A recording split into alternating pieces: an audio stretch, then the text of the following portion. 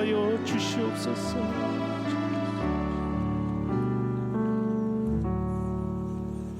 찬송가 91장입니다. 찬송가 91장 1절, 2절, 4절입니다.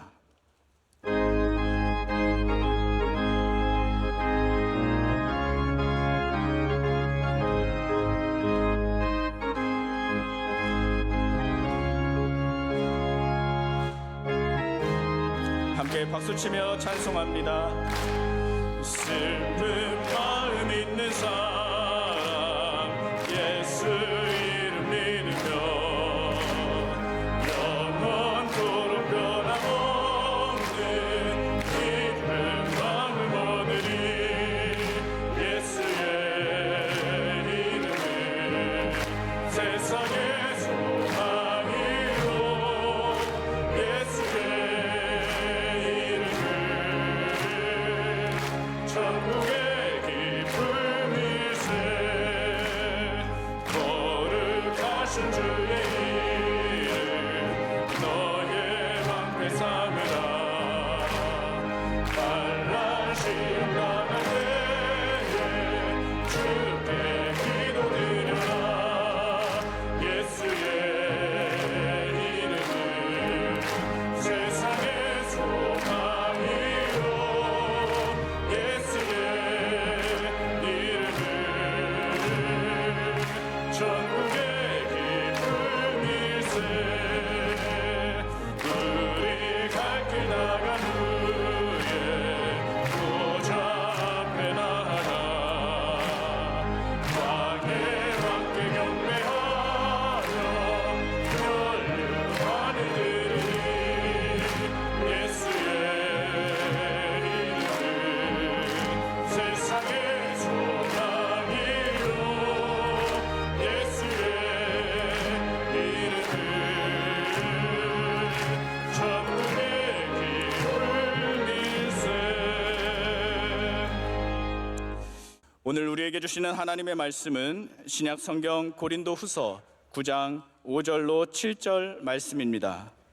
신약 성경 295면에 있는 고린도 후서 9장 5절로 7절 말씀입니다. 이 말씀을 저와 여러분이 한 절씩 교독하도록 하겠습니다.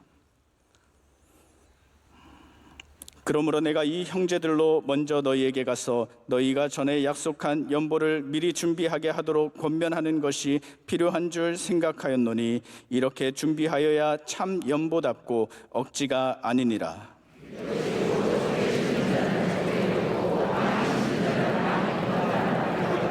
함께합니다.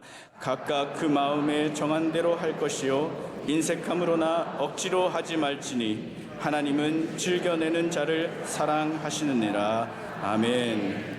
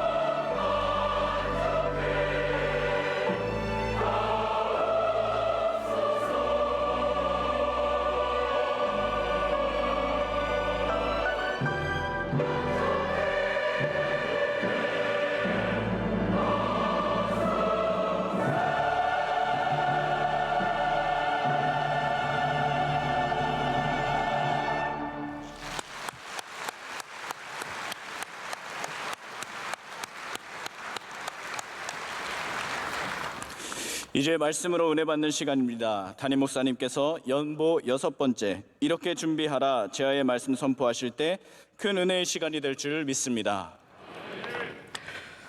저는 오늘 연보의 6번째 말씀을 전하는데요. 그리고 앞으로도 몇 번이 더 남아 있습니다. 이게 뭐 10번이 될지 8번이 될지 제가 정확하게 잘 모르겠지만 몇 번이 더 남아 있습니다.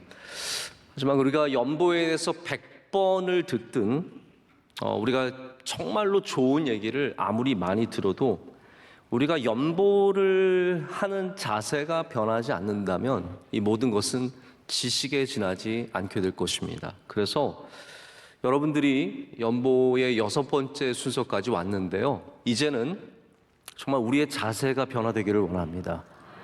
그냥 연보가 이런 것이구나를 넘어서서 우리가 정말 하나님께 무엇인가 드리는 것이 있다면 그것이 이웃을 돕는 바로 이러한 성경에 있는 연보의 모습이든 나의 것을 나의 것이 아니죠. 하나님께서 내게 주신 것을 원래 하나님의 것을 우리가 하나님께 돌려드리는 영광 돌려드리는 그러한 일들을 우리가 앞으로 어떻게 할 것인가 오늘 말씀을 통해서 다시 한번 생각해 보시고 또 다짐하시고 여러분의 모든 예물의 자세가 변화되는 은혜가 있으시길 축복합니다. 오늘 본문은 연보를 미리 준비하라라고 얘기를 하고 있습니다. 준비한 연보가 좋은 연보이다라고 말하고 있습니다. 우리가 하나님께 드리는 모든 것들은 준비라는 과정을 통해서 나오게 됩니다. 오늘 우리는 특순 참 은혜를 많이 받았습니다. 오늘 교구 참 귀한 특순을 해주셨고 우리 또 총무단도 너무나 아름다운 특순을 해주셨습니다. 여러분 준비 없이 아름다울 수 있을까요? 이분들이 그냥 우리 열심히 잘해봅시다 이렇게 마음만 모아서 이 특순이 이루어지겠습니까? 아마 벌써 몇 주 전부터 우리의 순서가 이제 온다, D-Day가 언제다 이렇게 정한 다음에 찬양을 고르고 지휘자를 택하고 반주자를 택하고 이 모든 일들을 하는 과정 속에서 하나님은 이미 영광을 받으셨습니다. 찬양대도 마찬가지입니다. 저도 오늘 종일토록 준비했습니다. 여러분들이 제가 종일토록 준비하는 걸 좋아하시면 안 돼요. 왜냐하면 저는 종일토록 준비하면 길어집니다. 그래서 너무 길게 준비하지 않도록 위에서 기도해 주셔야 됩니다. 목사님 바쁘셔가지고 조금 바빠서 약간 일이 있어서 조금 준비하는 시간이 줄어들어야 그나마 말씀도 정돈이 조금 더 이렇게 잘 줄이는 정돈이 되는 거죠. 근데 저도 오늘 설교를 하는 이 시간도 참 귀하고 이 시간도 저에게 참 좋은 시간이고 여러분에게도 좋은 시간이 되기를 바라지만 여러분 준비하는 시간을 통해서 하나님은 이미 영광을 받으시는 겁니다. 모든 것에 준비가 필요합니다. 예배 준비되어야 합니다. 우리의 예물도 항상 하나님 앞에 준비가 된 예물이 좋은 예물이 된다는 말입니다. 그래서 준비는 하나님께 나아가는 자세입니다. 여러분 준비된 주의 종들이 되시길 축복합니다. 그래서 슬기로운 처녀는 준비된 처녀였습니다. 슬기로운 처녀가 그냥 똑똑하다는 뜻일까요? 아닙니다. 믿음이 있다는 말이에요. 뭔가를 분별할 줄 안다는 말이죠. 이 세상의 종말 속에서 세상의 방식대로 흘러가는 이 세상 속에서 어떻게 살지에 대해서 믿음으로 살지에 대해서 분별된 사람이 슬기로운 처녀라면 그 처녀들은 바로 준비된 사람이다라고 말할 수 있습니다. 여러분 종말의 시대에 준비된 믿음의 사람들 되시길 축복합니다. 준비는 다시 말씀드리지만 하나님 앞에 나가는 자세입니다. 구약에 있는 모든 제사의 중심에는 하나님께 드리는 예배를 준비하는 중요한 자세가 언급이 되고 있습니다. 그래서 하나님께서는 하나님께 드릴 제물이 있으면요 자기의 집의 뜰에서부터 가지고 나와서 하나님의 성막까지 가져오라고 말씀하고 계십니다. 그냥 중간에 이 양을 파는 사람, 염소를 파는 사람, 소를 파는 사람을 만나는 것이 아니라 자기가 미리 준비한 예물을 집에서부터 데려가는 거예요. 왜 그렇겠습니까? 하나님은 준비된 예물을 받으시는 거예요. 그게 하나님의 기본적인 예배에 대한 가르치심이었습니다. 이렇게 예배하라는 거예요. 준비된 예배를 하나님께 드리라는 거죠. 제가 한 가지 이야기를 드리겠습니다. 제가 오늘 말씀을 준비하면서 제가 좀 조심스러운 게 있었어요. 왜냐하면 제가 월요일 날 이제 도착을 했는데 아직도 시차가 제가 잘 적응이 안 돼 있습니다. 여러분, 제가 시차가 잘 적응이 안 됐을 때는 헛소리하는 걸 이해해 주셔야 됩니다. 언제든지 이상한 소리가 튀어나올 수 있고 말하다가 갑자기 산으로 갈 수 있으니까 오늘은 목사님이 좀 약간 아직까지 정신이 제대로 없으니까 라고 이해를 좀 해주시기를 바라는데요. 제가 이야기 하나를 드리겠습니다. 제가 대학교 때 다행히도 제 주변에 친한 형들이 다 교회를 다니는 사람들이었어요. 저는 가끔씩 그 형들이 아직도 교회 잘 다니고 있나 생각할 때가 있는데요. 덕분에 교회를 같이 다니면서 신앙생활을 즐겁게 할 수가 있었습니다. 근데 사실 많은 사람들이, 대부분의 대학생들이 다 그럴 거예요. 이게 함께 있다 보면 교회는 다니고 있고 신앙생활을 하고 있지만 깊이가 별로 없죠. 아무래도 헌신된 모습들에 있어서는 조금 다르지 않겠습니까? 목사 아들과는 좀 다르겠죠. 그냥 저랑 친한 형 한 분은 한 2살 정도 저보다 많은 유학생이었는데 좋은 차를 몰았어요. 그래서 제가 차가 없을 때 그 형 집에 가서 많이 잤어요. 얻어 타고 다니고 같이 밥 먹고. 근데 이분은 늘 담배를 펴요. 저한테 그때 가르쳐 준 말이 있어요. 뭐 식후 연초는 불로장생이라 그랬나? 뭐 이러면서 저한테 밥 먹고는 담배를 한 대 펴야 된다 하면서. 그런데 신앙생활은 또 잘하는 거예요. 보면은 또 여자도 잘 사귀어요. 어디 가서 또 뭐 보스턴에 가서 만났네, 또 어디에서 만났네 하면서 자꾸 바뀌어요.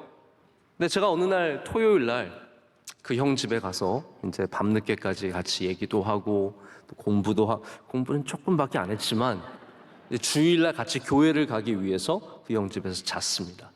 아침에 일어나서 같이 밥을 먹고 예배를 이제 같이 가는 거예요. 형, 이제 우리 예배 가야죠 해서 다 같이 정돈을 하고 예배를 하러 출발했어요. 근데 제가 조금 갔어요. 벌써 한 10분 정도 갔는데 반 정도 간 거죠. 형이 갑자기 그러는 거예요. 하나야, 나 헌금을 안 가져왔다. 헌금을 안 깜빡하고 가져왔네. 제가 그래서 형, 헌금 얼마예요? 저 캐시 좀 있으니까 제가 빌려줄게요. 형, 헌금 10불이에요?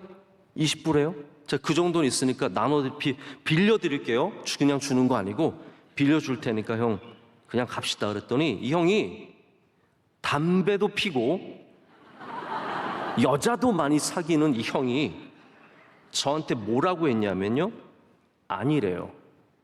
아니야, 내가 준비한 헌금이 있어.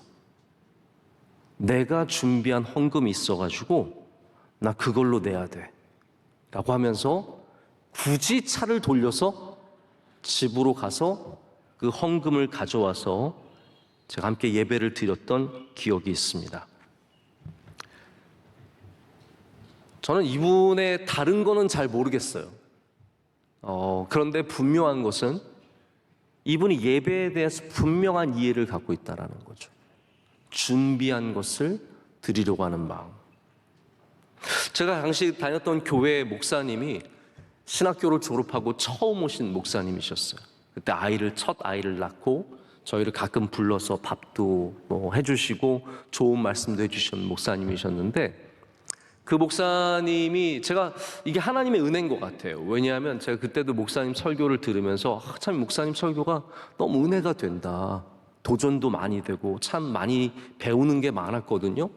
근데 아니나 다를까 이 목사님이 지금 현재 미국에서 가장 큰 한인교회 담임 목사님이 되셨어요. 김한효 목사님이라고 제가 굉장히 존경하고 지금도 가서 유튜브를 통해서 목사님 말씀을 듣고 아주 존경하는 목사님인데, 제가 감히 모시지 못하는 거는 또 혹시 저 괜히 우리 교회 오셨다 피해 입으실까 봐 제가 괜히 죄송해서 모시질 못할 뿐이지, 참 그때 많은 은혜를 받았어요. 근데 제가 그 목사님에게 받은 은혜도 참 많았지만 이렇게 예배를 준비하는 같은 신앙인을 통해서 많은 도전을 받게 된 기억이 납니다. 여러분, 준비한다라는 것, 오늘 말씀의 초점을 한번 잘 보시길 바랍니다. 오늘 말씀의 초점이 많이 내는 것일까요? 그렇지 않습니다. 물론 바울은 많이 심는 자가 많이 거둔다는 말을 통해서, 아니 사실 그렇잖아요, 여러분. 우리가 이웃을 돕는다면 더 많이 돕는 것이 당연히 좋겠죠. 그러니까 많이 내는 것은 삼가할 일은 아닙니다. 하지만 그것이 초점은 아니에요. 연보의 초점은 어디 있냐면 많이 내는 것에 있는 것이 아니라 준비가 되었느냐, 기꺼이 드릴 수 있느냐, 즐거운 마음으로 드릴 수 있느냐, 이것이 오늘 성경이 말하는 물질, 특별히 연보에 대한 기준이라는 것이죠. 여러분, 우리가 누구를 돕는다고 하면 어느 정도 규모가 형성이 되어야 합니다. 그러나 그것보다 더 중요한 것이 항상 있다는 거죠. 얼마나 많으냐가 아니라 얼마나 준비가 되었느냐, 얼마나 우리가 진심으로 하나님께 드릴 수 있느냐가 가장 중요한 문제라고 오늘 말씀은 시작하고 있습니다. 근데 여러분, 사실 또 연보가 준비가 되어야 연보로 인해서 시험에 들지 않을 수 있습니다. 자, 이 부분은 여러분 꼭 이해하시고 넘어가셨으면 좋겠어요. 만약에 여러분 쇼핑을 하실 때 그런 경험 해보셨습니까? 기분으로 샀는데 가져와 보니까 필요 없는 거예요. 그런 적 없으신가 봐요, 한 번도? 알뜰하게 하십니까? 여러분, 텔레비전에서 홈쇼핑이라는 거 하죠? 쇼호스트가 나와가지고 이거 지금 기회가 어머나 5분밖에 안 남았네요. 남은 게 10개밖에 안 남았어요. 마지막 기회입니다. 그러면 여러분도 모르게 이미 전화기를 누르고 있는 자신을 발견하지 않습니까? 남자분들이 은퇴하시고 나서 집에서 홈쇼핑 진짜 많이 하신대요. 할 일 없어서 이렇게 텔레비전 보시다가 지나가는 거 보다가 저거. 근데 여러분, 홈쇼핑의 특징이 뭡니까? 필요 없는 것을 필요하게 만드는 능력이 있어요. 나한테 전혀 필요 없는 건데 그걸 보고 있으면 야, 나 저거 없으면 큰일 나겠다. 마늘을 이렇게 누르면 마늘이 이미 다 까져 있어요. 양파를 이렇게 누르면 네모나게 잘리고요, 이렇게 누르면 길게 잘리고요. 여러분, 그거 집에 없으십니까? 오늘 전화번호 생각해보면 그냥 집에서 그냥 자르면 되는 건데 그거를 이게 없으면 큰일 날 것처럼. 사실 우리가 무엇을 살 때 기분으로 사면요, 나중에 후회하는 것들이 많이 있습니다. 물질도 헌금도 마찬가지입니다. 물론 우리가 이거를 좀 폭넓게 생각한다면 우리가 그냥 오늘 지금 당장 주시는 감동으로 물질을 드리는 것도 절대로 비성서적이거나 나쁘진 않습니다. 그러나 성경의 기본적인 가르침은 뭐냐면요, 여러분의 기분대로 하지 말고 준비된 마음으로 하라는 것이에요. 그래야 후회함이 없습니다. 그래야 시험에 들지 않습니다. 여러분, 만약에 부부가 있으시다면 큰 헌금을 드릴 때는 반드시 상의하십시오. 혼자서 정하지 마시고 반드시 상의를 하셔서, 한쪽이 너무 심하게 반대를 하고 절대로 동의하지 않으면 안 하시는 것이 훨씬 더 낫습니다. 제가 2011년도에 명성교회에 왔는데 처음에 와서 행정부서를 섬기게 되었습니다. 근데 오자마자 만났던 가장 큰 어려움이 뭐였냐면, 어떤 분이 계속 저에게 편지를 보내고 문자를 보내서 헌금을 돌려달라는 거예요. 헌금을 돌려달라는 거예요. 적은 액수도 아닙니다. 이분이 꽤 많이 하셨어요. 뭐 아주 많이는 아니지만 그래도 굉장히 많이 하신 편이에요. 근데 이분이 얼마나 헌금을 돌려받기를 원했냐면 저한테 협박성 문자와 저희 가족에 대한 폄훼와 비난의 문자, 뭐 별의별 말을, 아주 악한 말들을 하면서 저에게 그 헌금을 여러분, 제가 받았습니까? 지금에 와서 하는 말인데 그거 제가 받았냐고요. 그리고 여러분이 법적으로 아셔야 되는 게 있어요. 그냥 헌금을 우리가 아무 절차 없이 돌려주면 배임 행위에 해당합니다. 교회가 이 받은 어떤 그런 헌금이나 이런 기부들을 우리가 어떤 절차 없이 이거를 쓰거나 돌려주면 그거를 배임이라 그래요. 전 몰랐어요. 그냥 돌려주면 되는 줄 알았어요. 제가 여러 가지 많은 공부를 한 다음에 원로 목사님과 계속해서 원로 목사님께 말씀을 드리고, 이게 사실은 적절하진 않은 일이지만 이분께 결국은 다 돌려드렸어요.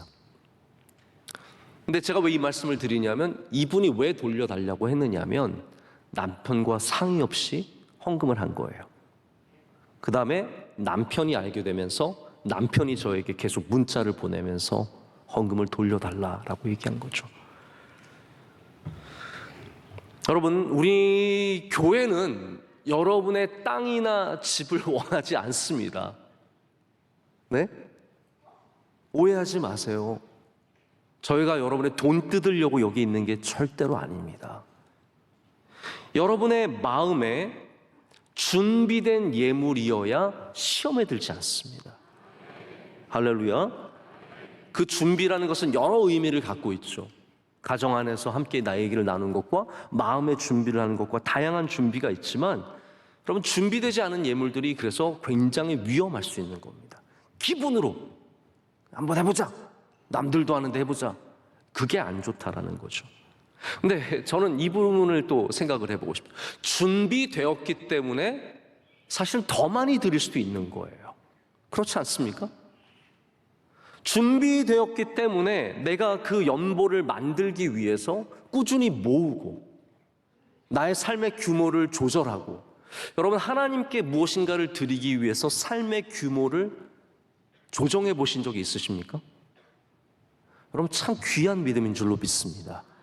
그것이 여러분에게 제가 무리하게 하라는 것이 아니라 저도 그런 경험이 있기 때문에 말씀을 드리는 거죠.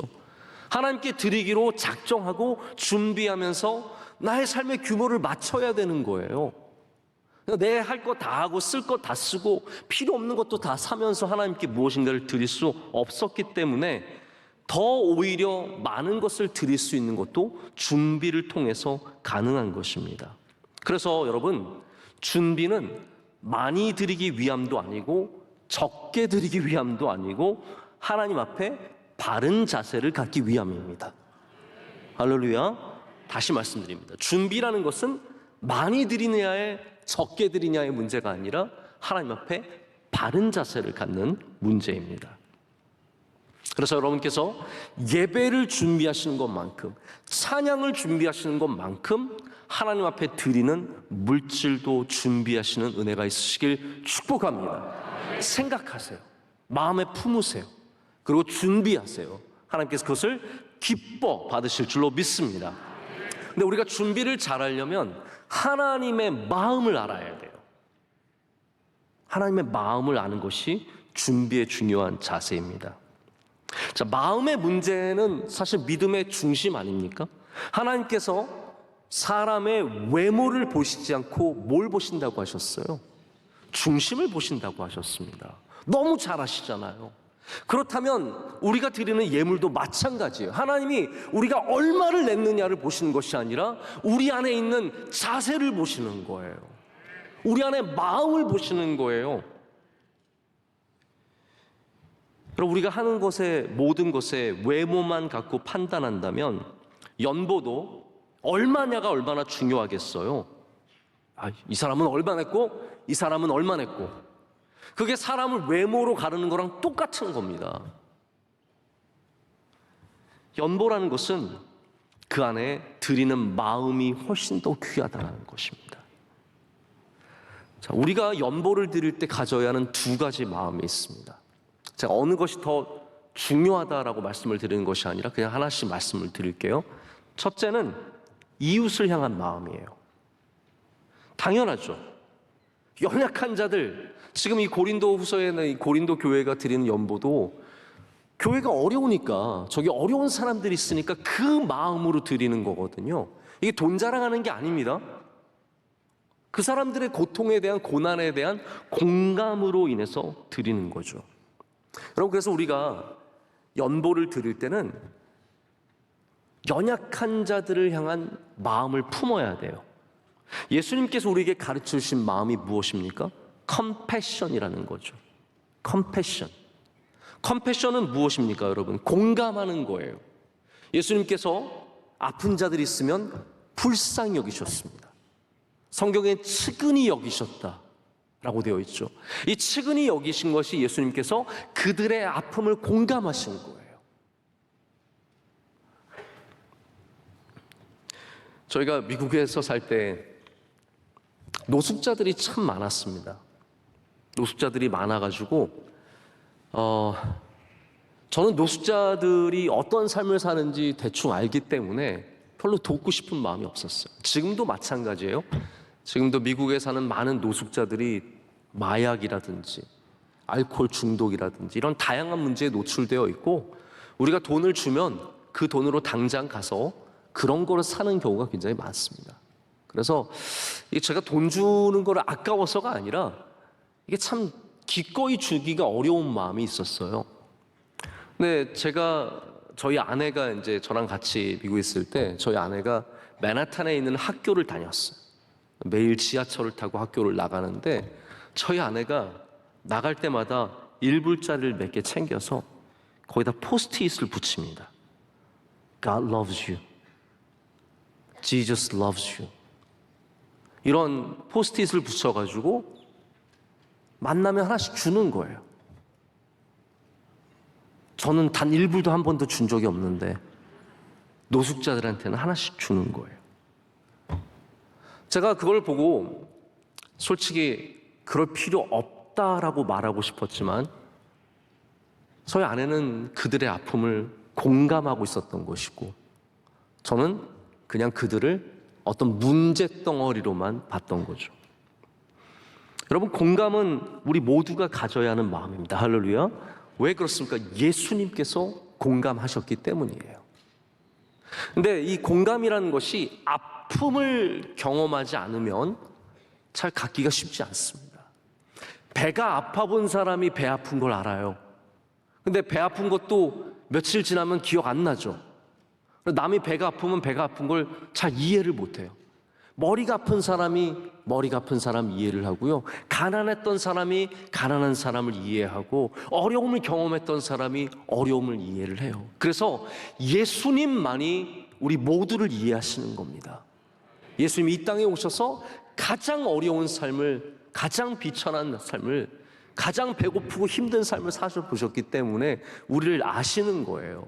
근데 이 패션이라는 단어, 컴패션의 패션이 보통 우리가 열정으로 알고 있잖아요. passionate 하면 열정이거든요.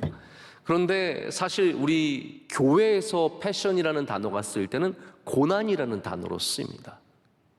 여러분 뭐 잘 아시겠지만 나온 지 한 20년 된 영화죠. 멜 깁슨이 만든 예수 그리스도의 고난이라는 영화가 있습니다. The Passion of the Christ. 이게 패션이 열정이 아니라 고난이라는 뜻이에요. 그래서 고난 주간을 패션 위크라고 부르는 이유도 패션이라는 것이 이게 그냥 열정만이 아니라 고난을 말하는 것이기 때문이에요. 자, 우리가 연약한 자들의 아픔을, 그 고난을 함께 느끼는 것, 이것이 바로 우리가 연보를 향해서 가져야 하는 마음이라는 것이죠. 만약 우리가 돕는다면, 누군가를 위해서 무엇인가를 내놓는다면 내가 돈이 있어서가 아니라 그들의 아픔을 알기 때문에 우리가 낼 수 있어야 한다는 겁니다. 여러분, 그러한 마음을 가지시기를 축복합니다. 저는 우리 명성교회가 컴패셔넷한, 공감하는 교회, 할렐루야, 세상의 아픔을, 세상의 연약함을, 수많은 사람들의 배고픔과 그 어려움을 공감하는 교회가 되기를 간절히 소망합니다. 그럴 때 그 마음을 하나님께서 외모를 보시지 않고 중심을 보게 될 줄로 믿습니다. 명성교회가 이 아름답고 큰 성전 때문에 하나님의 사랑을 받는 것이 아니라 우리의 마음 때문에 하나님의 사랑을 받아야죠. 우리가 갖고 있는 하나님을 향한 마음, 이웃을 향한 마음, 이것이 하나님께 사랑받는 바로 근거가 되어야 할 줄로 믿습니다. 자, 그런데 이렇게 우리가 사람을 향해서 갖는 마음이 하나라면 다른 것은 바로 하나님의 마음을 아는 것으로 이어져야 합니다. 이것이 두 번째 우리가 알아야 하는 것입니다. 하나님의 마음을 알아야 합니다. 하나님을 의식하는 연보, 하나님을 의식하는, 생각하는 헌금을 드릴 수 있어야 합니다.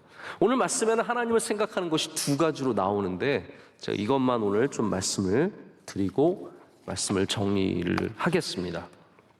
첫 번째 하나님을 생각하는 것이 뭐였냐면요, 하나님의 법칙을 깨닫는 것입니다. 하나님의 법칙을 깨닫는 것. 오늘 말씀에 하나님의 법칙이 두 가지가 나와요. 첫 번째 법칙이 무엇입니까? 적게 심는 자는 적게 걷고 많이 심는 자는 많이 거둔다는 하나님의 법칙입니다. 자, 이거는 하나님의 창조의 법칙이에요. 이건 제가 설명을 드릴 필요가 없어요. 여러분, 창조는 하나님의 뜻입니다.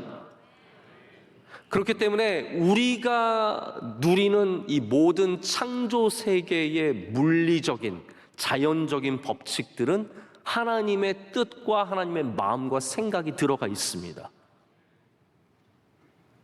그래서 하나님의 창조의 법칙에는 씨를 많이 뿌리면 많이 거두는 것이고 적게 뿌리면 적게 거두는 것이에요. 혹시 이거를 의심하는 분 계십니까? 제가 설득할 필요가 없겠죠? 왜냐하면 하나님의 법칙은 이거는 전 우주적인 법칙이 어느 곳에서나 마찬가지라는 거죠.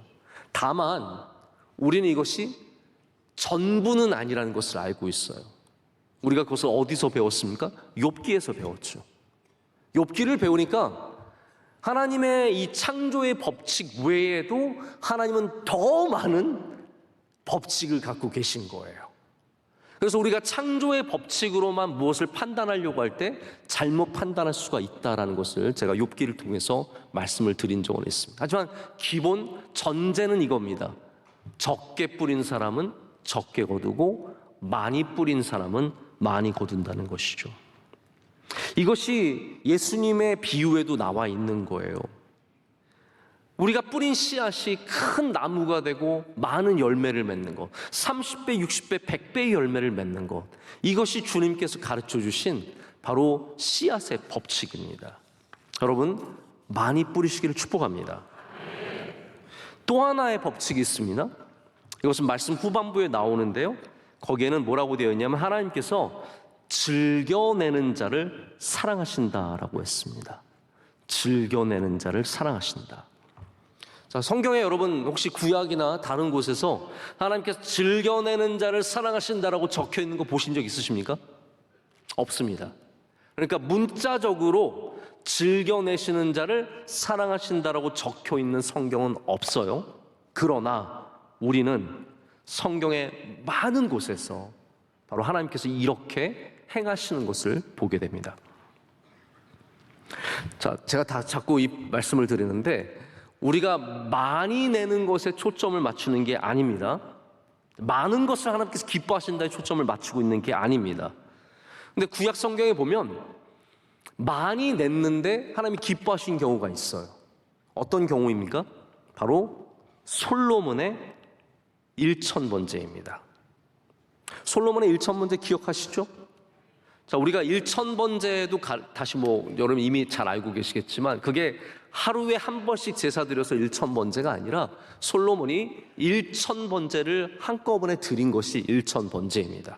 그것이 동시다발적으로 1000번제였는지 아니면은 계속 번제를 드려서 1000번인지 우리가 정확하게 알 수는 없지만 어쨌든 솔로몬이 1000번의 제사를 하나님께 드렸어요.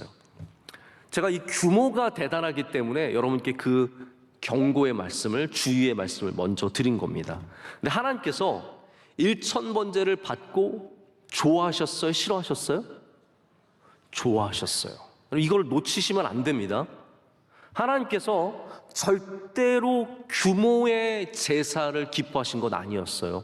그러나 하나님께서 1000번제를 굉장히 기뻐하셨어요.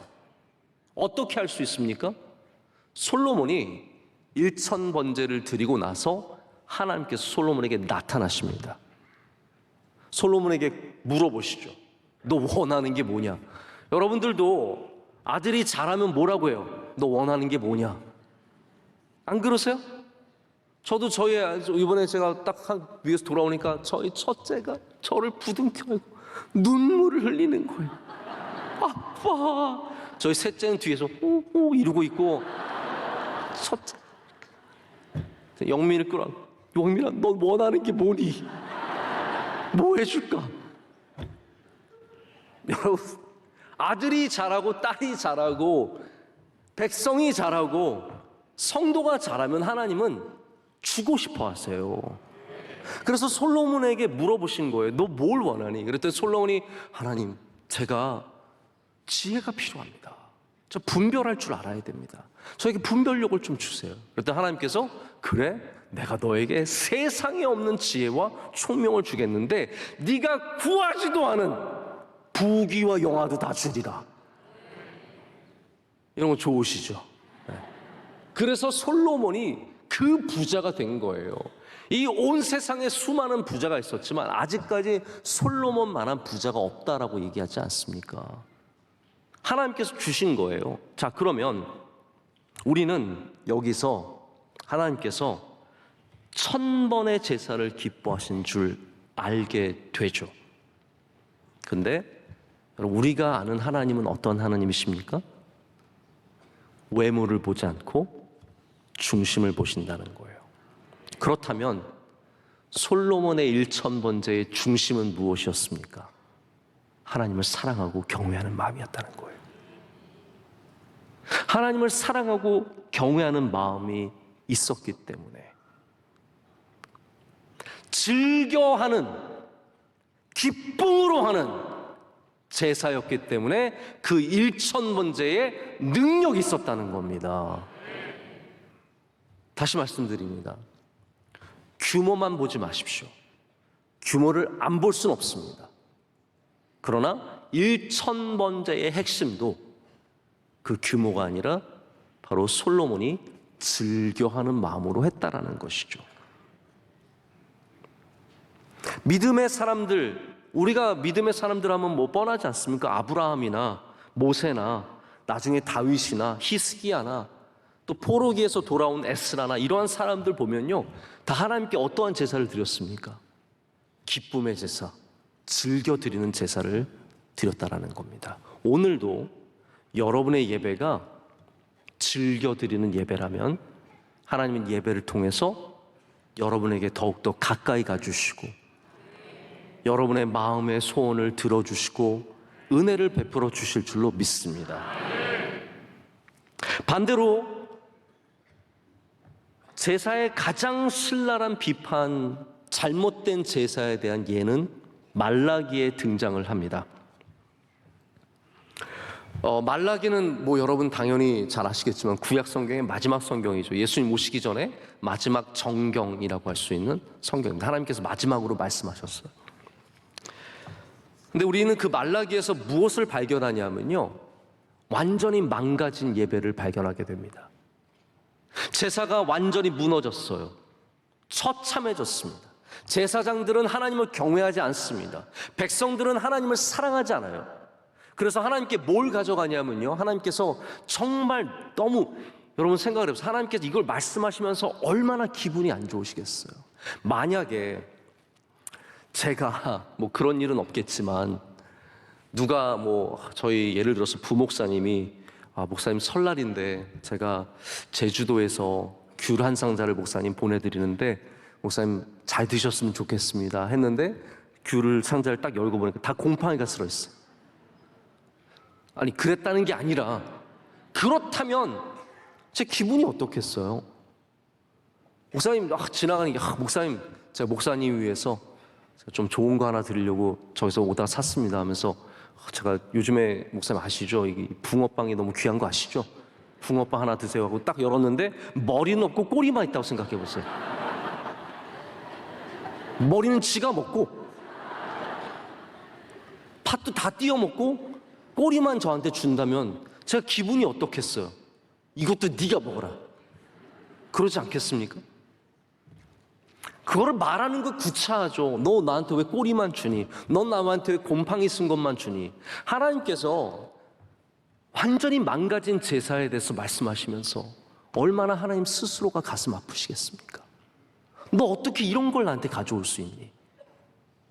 내가 너에게 분명히 하나님께 드리는 제사는 가장 온전한 것으로, 상하지 않은 것으로, 흠나지 않은 것으로 드리라고 말했건만 어떻게 이렇게 다리를 저는 것과 눈먼 것과 상한 것과 아무것도 쓸모조차 없는 가장 망가진 것들, 병들어 죽을 것 같은 그러한 제사를 나에게 드린다니, 하나님께서 그래서 너무너무 슬퍼하시는 말씀이 말라기에 쭉 나옵니다. 여러분, 하나님께서 상한 염소가 싫으셔서 그러셨을까요? 아니죠. 그들이 얼마나 억지로, 오늘 말씀에 나오는 거 억지로잖아요. 억지로 예배 드리고 있는지를 발견하셨기 때문에 슬프셨던 겁니다. 여러분, 우리 예배는 어떻습니까? 우리의 헌금은 어떻습니까? 우리의 섬김은 어떻습니까? 하나님은 즐겨내는 자를 사랑하십니다. 저는 여러분이 하나님의 사랑을 많이 받으셨으면 좋겠습니다. 이미 하나님께서 여러분을 사랑하시지만 더욱더 사랑하시기를 축복하는데요, 여러분, 우리가 그러려면 우리의 예배의 자세도 좀 바뀌어져야 된다는 것이죠.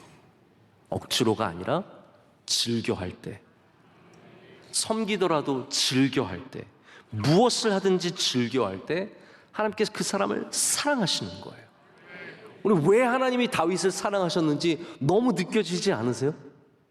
다윗이 얼마나 하나님께 즐겨 예배를 드렸습니까? 아브라함이 모든 도시를 갈 때마다 하나님께 예배를 드리고 제사를 지내고 단을 쌓지 않습니까?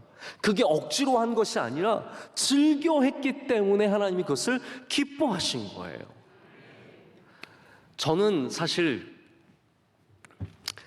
예배를 참 귀하게 여기고 예배를 소중하게 여기지만 뭐 행사라든지 뭐 다른 이런 예배들은 제가 참 굉장히 가기가 힘들 때가 있어요. 근데 제가 참 저희 원로 목사님을 존경하는 것은요, 원로 목사님은 모든 예배를 즐겨드리십니다. 이거 참 도전이 돼요.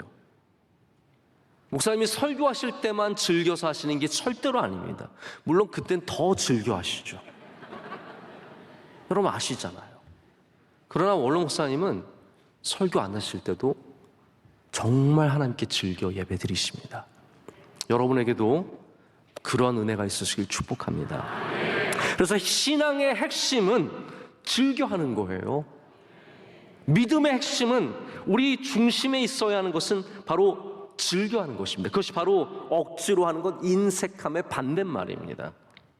헬라어로 이 즐겨한다는 말이 힐라론이라고 하는데요, 이 안에는 기쁨으로 한다라는 뜻도 있고요, 선뜻 행한다라는 말이 들어있어요. 참 멋있지 않습니까? 선뜻 행하는 거예요. 하나님 앞에 선뜻 나아가는 것이 그 선뜻 드리는 거죠.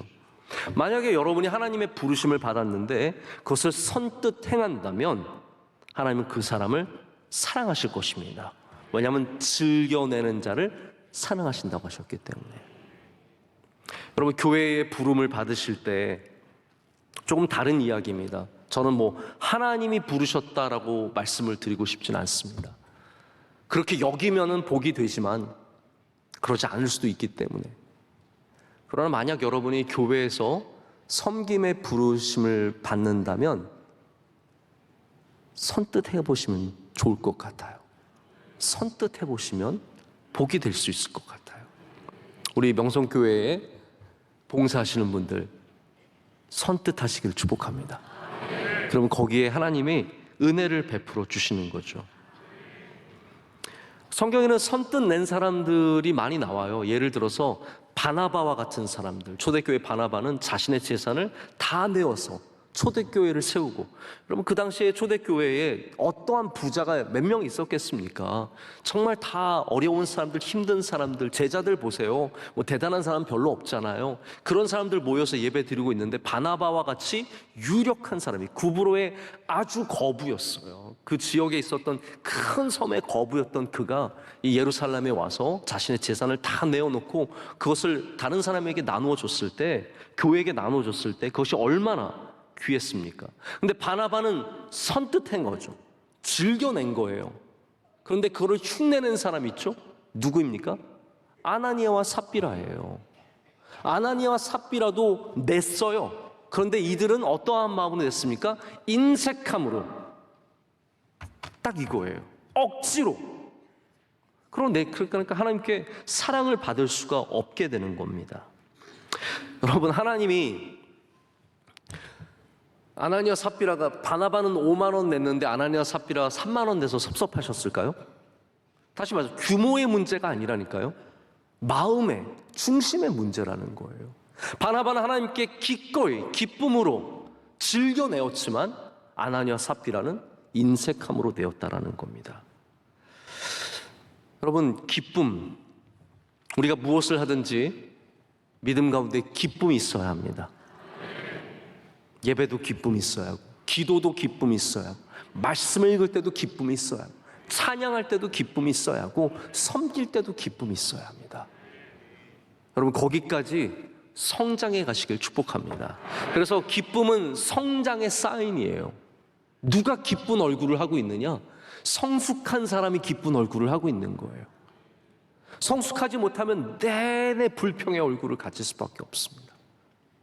성품이 성장하시고 믿음이 성장하시고, 할렐루야, 우리 교회 안에서 더욱더 하나님 뜨겁게 사랑하실 때 여러분이 기쁨으로 채워질 줄로 믿습니다. 제가 말씀을 맺습니다. 우리는 구약의 나발이라고 하는 사람 기억하실 텐데요. 나발이라는 사람을 통해서 이 인색함과 억지로 하는 것이 얼마나 우리를 망가뜨리는지를 봤습니다.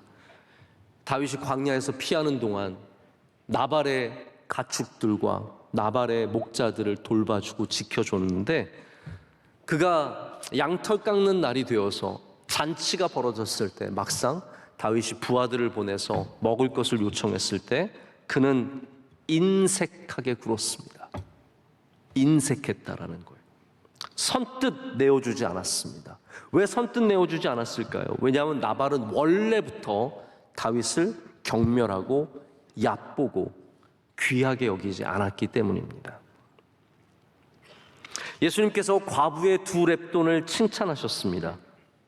부자가 많은 예물을 드린 것보다 이 과부가 2렙돈 드린 것을 예수님께서 칭찬하신 것은 규모의 문제가 아니라 마음의 문제였기 때문입니다. 여러분, 우리 명성교회가 연보가 그냥 많은 교회가 아니라 즐겨내는 교회, 마음으로 내는 교회, 준비해서 내는 교회, 하나님이 기뻐하시는 교회가 되기를 간절히 소망합니다. 그래서 이 연보에 대한 이 말씀이 여러분 삶 안에서 이루어지시길 축복합니다. 연보가 이렇구나 깨닫고만 가지 마시고, 이번 주에 주님께 연보를 드릴 때는, 우리가 헌금은 연보를 포함한 것입니다. 우리가 주님께 오늘 이번 주 주일날 예물을 드릴 때는 준비된 예물, 하나님의 마음을 생각할 수 있는 예물, 이웃의 아픔을 헤아리는 예물, 그렇게 즐겨내실 때 그 예물이 여러분에게 많은 심은 것이 되어서 많은 것을 거두는 은혜 또한 허락해 줄 줄로 믿습니다. 함께 말씀을 생각하면서 찬양하시겠습니다.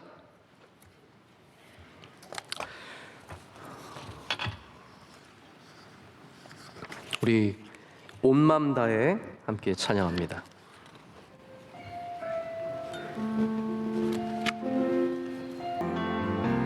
나 염려하지 않아도 됐을 것이니, 나 오직 주의 얼굴 구하게 하소서. 이해할 수 없을 때라도, 이해할 수 없을 때라도 감사하며 날마다 순종하며 주 따르오만 섬기리 온 마음 다해.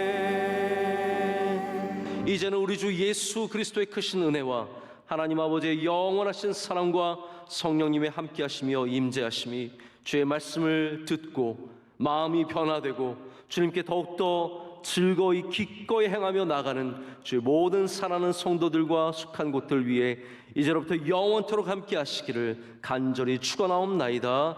아멘.